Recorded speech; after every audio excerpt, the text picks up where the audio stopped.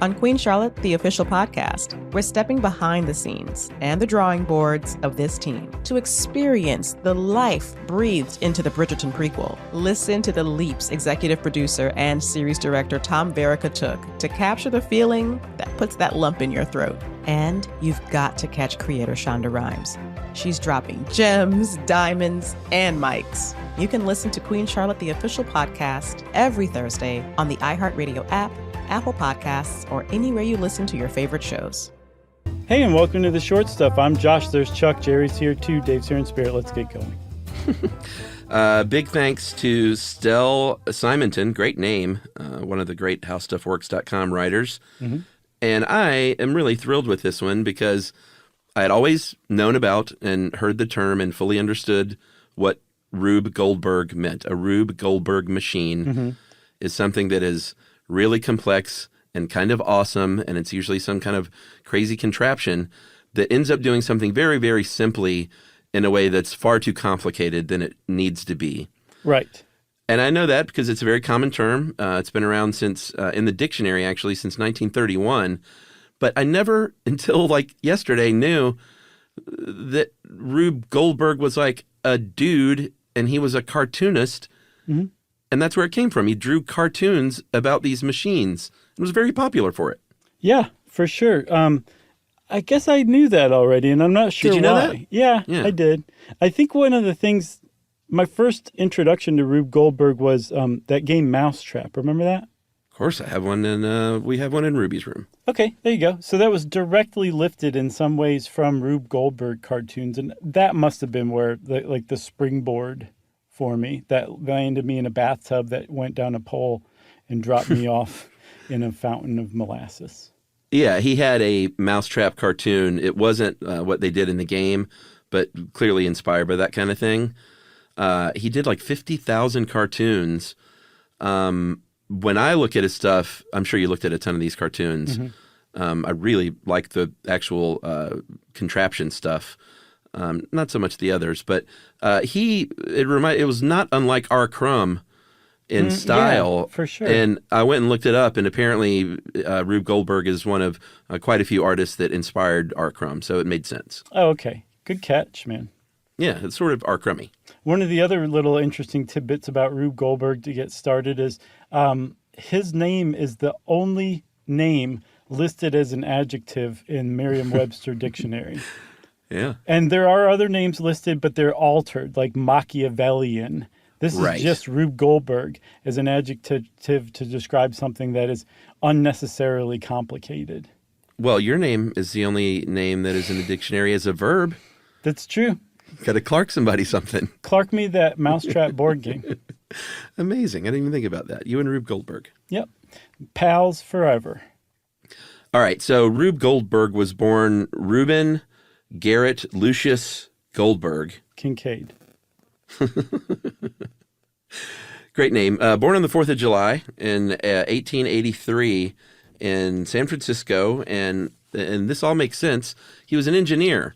He went to school at Cal Berkeley and got an engineering degree. So, you know, it sort of makes sense that all these sort of contraptions he drew in these cartoons came from an engineer's brain. Yeah, I guess he was a cartoonist at heart. At the very least, his granddaughter, who wrote a book about him, her name was is Jennifer George. Her book is The Art of Rube Goldberg.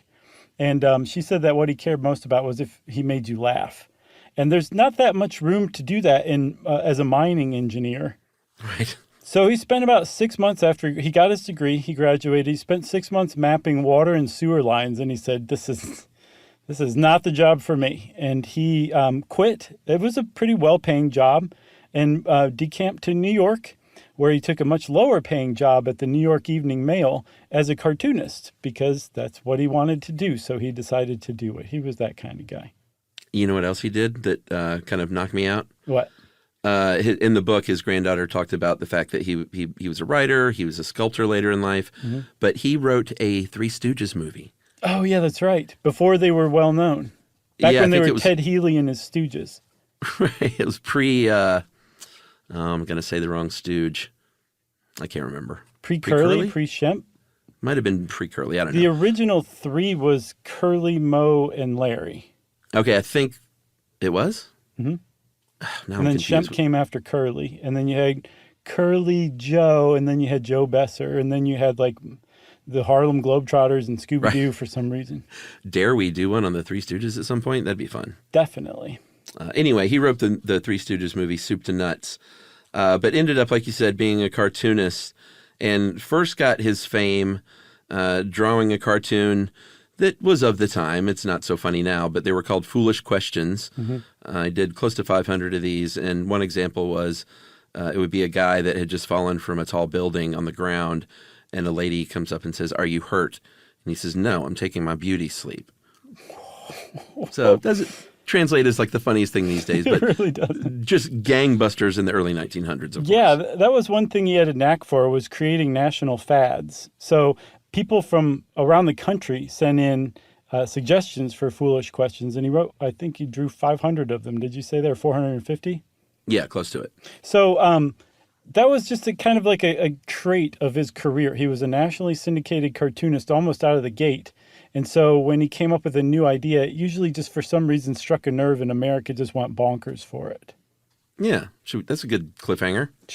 Yeah, I think it's a good place for a break. I don't know if we're hanging on to any cliff here. All right, we'll be right back to reveal who the murderer is right after this.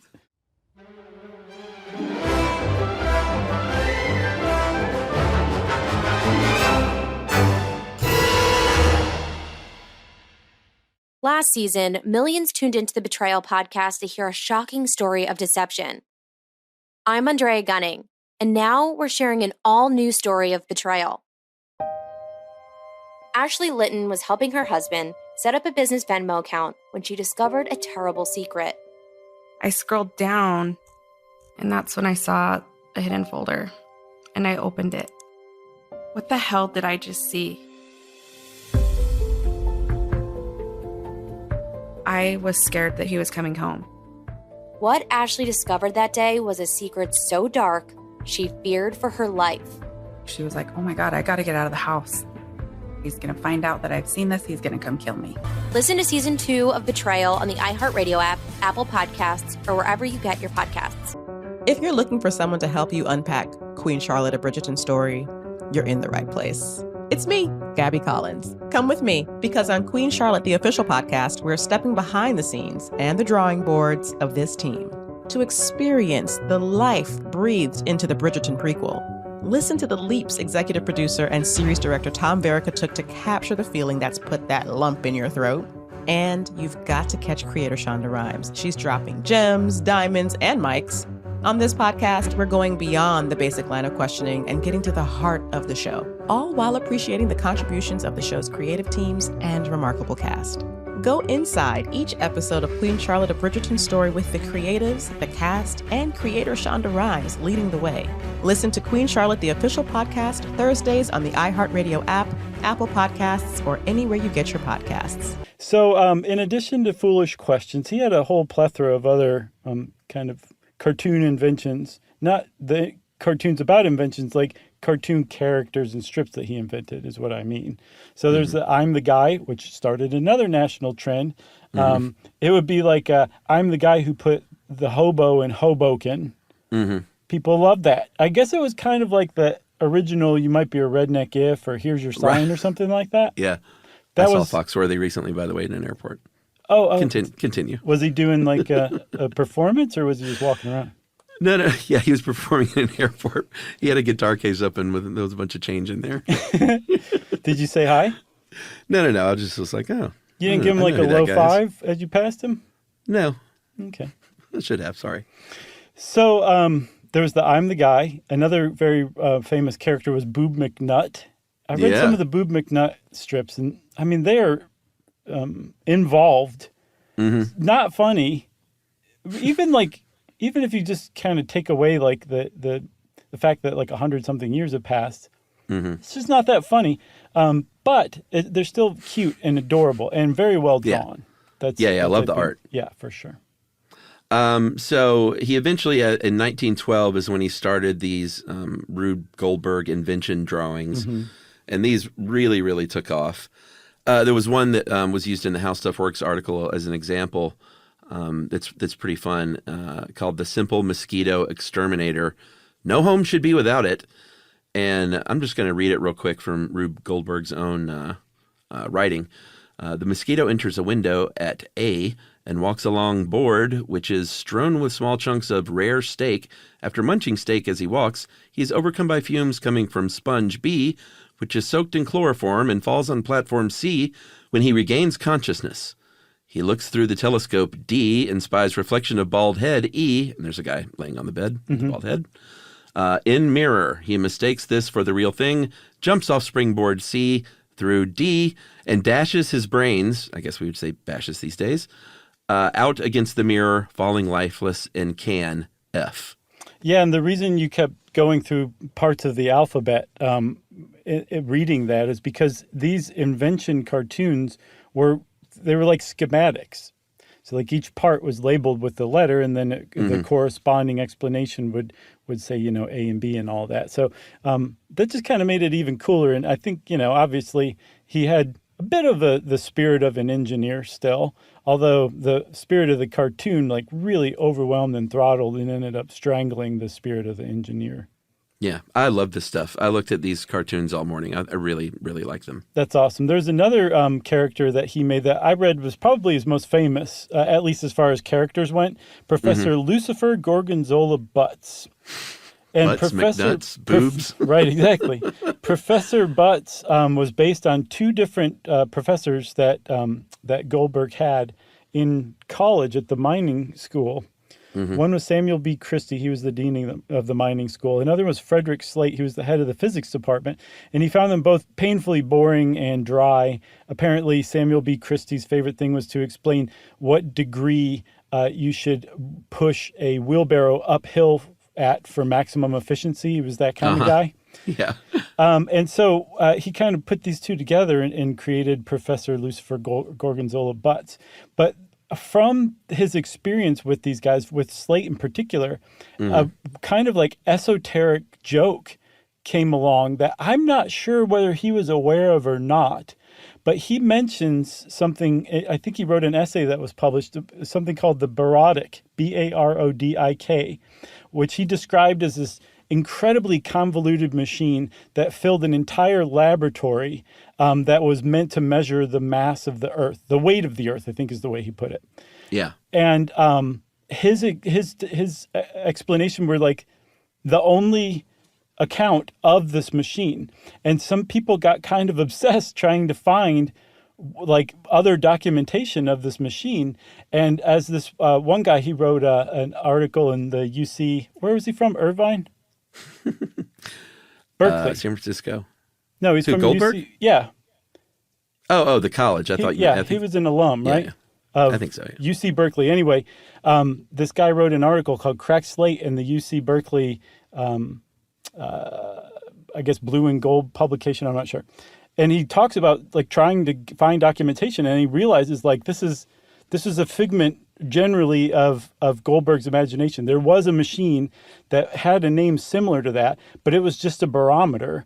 But he took it and created this huge, basically enormous, convoluted machine in his imagination, and it inadvertently or advertently left a historical joke kind of as a time bomb for somebody to come along and get obsessed with. Now, was that Goldberg or Slate? So Slate supposedly had that machine in his lab. Goldberg was the one who described it, and his essay was the only documentation of it for a while. Okay, I get it now. Yep. Well, it is interesting that, it's funny to think about these cartoons are just fun and all that stuff, but people have pointed out over the years that, like, these are really commentaries that are more relevant now than they even were back then, which is this idea that machines many times can come along and mess things up. Technology can mess things up. Like we can take very simple, elegant processes and make them far more complicated than they need to be because of technology. And I think Goldberg was probably poking around at that idea himself, don't you?